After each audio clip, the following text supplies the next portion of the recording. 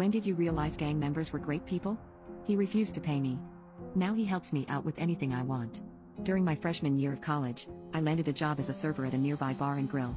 The city where my school and job were located had consistently ranked among the top 5 most dangerous cities in the US for about a decade. Coming from the nearby suburbs, I was quite sheltered. I couldn't help but believe that the crime rate was exaggerated. But, strangely enough, being naive and not understanding the real danger I put myself in probably saved my life on more than one occasion. One day a party called into the restaurant requesting a table for 18. When I came in and looked at the list of reservations, I got excited and requested to serve them. My manager allowed it since all the other servers got annoyed whenever given a party over 6. I stopped picking up other tables about 20 minutes before their scheduled arrival and had everything prepared. The time arrives and in comes the group. All young Puerto Rican men and ladies in their late teens and early 20s. There was one slightly older gentleman probably in his early 30s. They were all in a matching color scheme. Me being the person I am thought, oh, how nice. Their coach or mentor is bringing them out for a celebration. They weren't exactly wearing uniforms, so I ruled out sports. I thought perhaps they were a debate team or math Olympics. Something of the sort. In my eyes, they were obviously demonstrating school spirit through the color scheme of their attire. I go up to the host stand and greet them with a beaming smile. I only slightly notice the weird looks on the faces of my coworkers and other customers. I introduce myself to the older gentleman, who is clearly the patriarch, and show them to their table.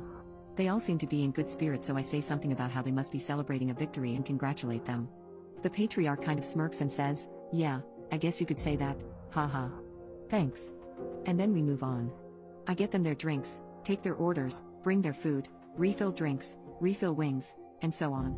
Once they are finishing up, the patriarch asks for the check and I happily hand him the book I had already put the printed check in.